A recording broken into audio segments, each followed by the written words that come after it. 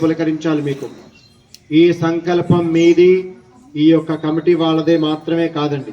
ఎక్కడో భగవంతుడు అనుకుంటాడు, ఆ భగవంతుడు అశ్విని దేవతలు లేదా కర్ణ దేవతలు ఇవి కొన్ని ఉంటాయి.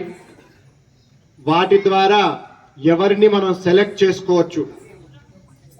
వారిని సెలెక్ట్ చేసుకుని ఆ భగవంతుని అంశం మాత్రమే మనల్ని ముందుకు నడిపించిన పరిస్థితి ఇది. అలాంటి ఒక అద్భుతమైన ఘట్టం ఇది. అలాంటి ఘట్టానికి ఈ రామకృష్ణాపురం వేదిక అయింది. ఇలాంటి మంచి సమయంలో భగవంతుడు మమ్మల్ని కూడా ఇక్కడికి రప్పించాడు. కాగల కార్యం గంధర్వులు తీర్చారు అనే ఒక పదం మనం వింటుంటాం. మరి గంధర్వులు అంటే ఎవరయ్యా అంటే ఎవరు పనికి సహకరిస్తూ ఆ పనిని అద్భుతంగా ముందు తీసుకెళ్తారో వాళ్ళందరూ గంధర్వులతో సమానం. మీరందరూ కూడా ఈ గోశాలకి మేము అలాగే భావిస్తా ఉన్నాం. కాగల కార్యం గంధర్వులు తీర్చినట్టుగా మీరందరూ ఈ సత్కార్యక్రమానికి అండదండలు చేయూతను అందించగలిగే ఒక శక్తి ఉంది. మీకు శక్తి లేదని చెప్పడానికి అవకాశమే లేదండి. ఈ పేరు చూస్తే సరస్వతి గోశాల మనకి శ్లోకం ఉంటుందండి.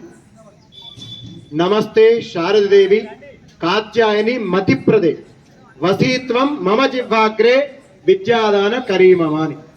అంటే మతిప్రదే, మన మతిని అనుగ్రహించే తల్లి.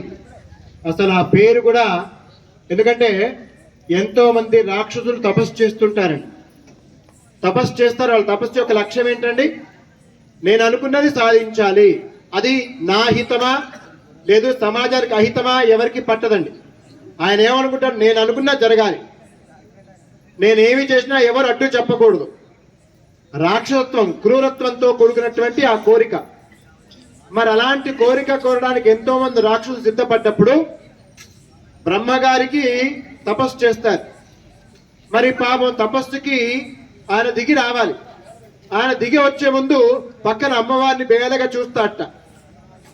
ఏంటో నాకు ఈ పరీక్ష, నేను వెళ్తున్నా, వాడేమో పరమ రాక్షసుడు, నీచ నికృష్ట ఆలోచనతో తపస్సు చేస్తున్నాడు.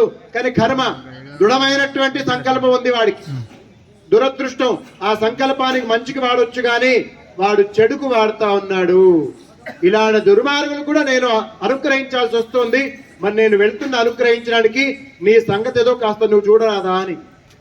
అప్పుడు ఆ తల్లి చాలా లాలనగా, అంటే ఒక నిజంగా తల్లి పిల్లోని బ్రహ్మదేవుడు అయినా సరే అలా చూస్తుందంట. పర్వాలేదు, మీరు వెళ్ళండి, నేనున్నాను. మరి ఆ తల్లి ఏం చేస్తుందో తెలుసా అండి? మనకి కుంభకర్ణుడి విషయం తెలుసండి, ఇంకా అనేక రాక్షసుల యొక్క విశేషం తెలుసు మనకి.